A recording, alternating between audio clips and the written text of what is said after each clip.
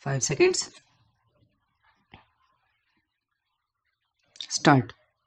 Mr. Deputy Speaker, Sir, while intervening in this debate, I would like to thank the honorable members who have contributed to this debate. Each and everyone has given words of praise for our armed forces. They have supported us. Not only they supported us, but they have urged that government should provide more funds for the defense forces.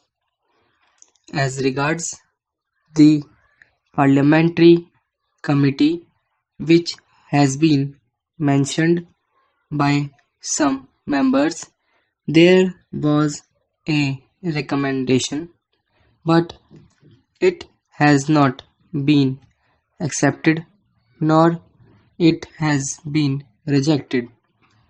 We have started certain schemes and started implementation of these recommendations.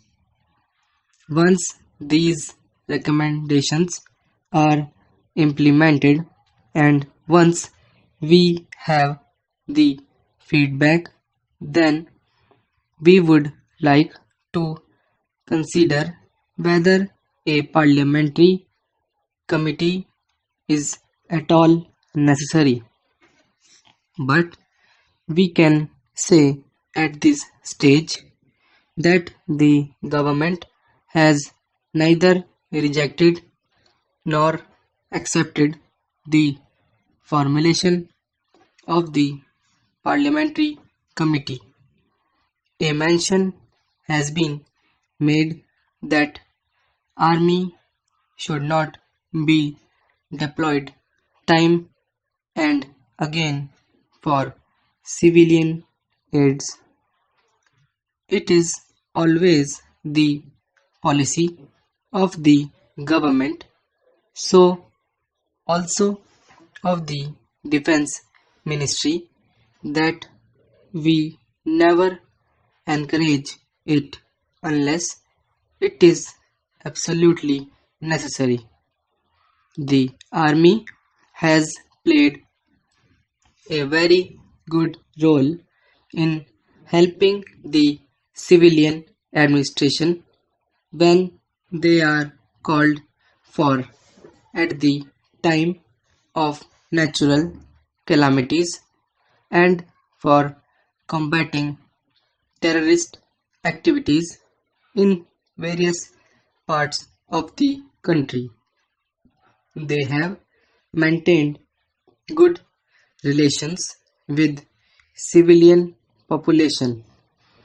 Of late, unfortunately, there are some criticisms when army has been deployed in Manipur and Tripura, and I can tell that army has never involved itself in any activity other than those which they have been assigned for, that is, countering the insurgency.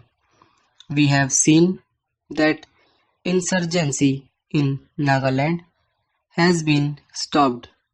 We have seen that after the army was inducted in Tripura, peace has not only come but the killings have been stopped. This is a good sign.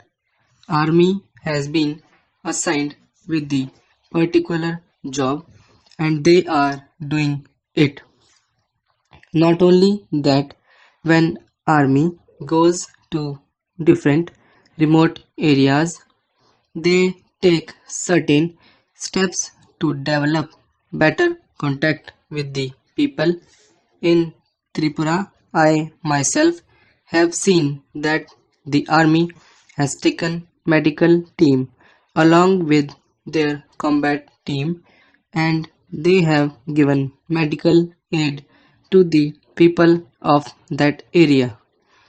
In addition to this, they have organized various activities there through distribution of foodstuffs among the children, and they have also given nourishing food to the children. It will be wrong to say that some political parties are trying to say something against the army. I would like to put on record that there is no truth in it. In Mizoram, in northeastern region, army has always proved that whatever assignment has been given to them, they have performed it with sincerity, and we always believe the army must have a good relation with the public, and we will continue to do so. About the mention of the defense preparedness, as I said, my senior colleague will deal with it. I would like to say that we have an organization under the chairmanship of the Prime Minister, the Border Roads Organization. It was formed in 1960. This organization has a perspective plan for 15 years.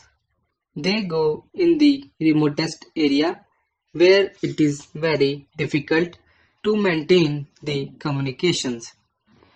They are doing very good work, and they will continue to do so good work.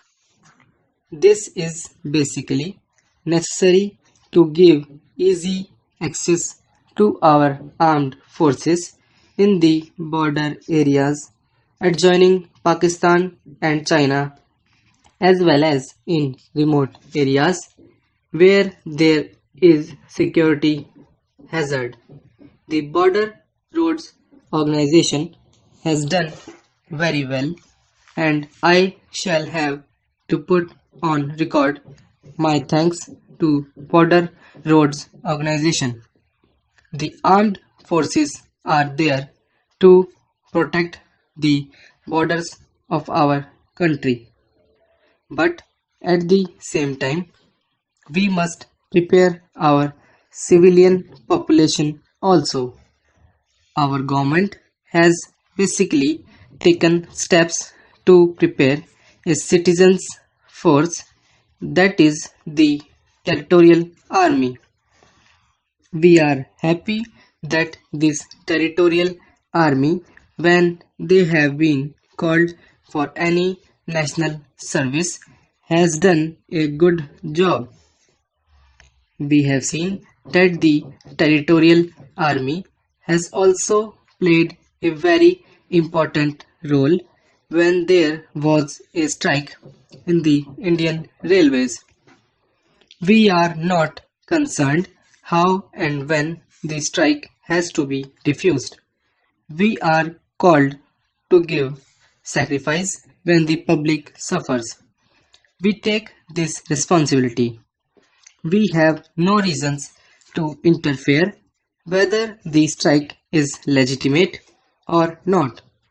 We as Defense Ministry do not interfere in that. As regards NCC, this is yet another area where we have taken special care to build up our future generation. Now we have got naval training and air force training in the NCC, and our experience is that the youths of our country who have participated in the NCC are coming in the army and are also getting prepared for it. In difficult times, their services can also be utilized to the best advantage of the nation, whether in war or in peace.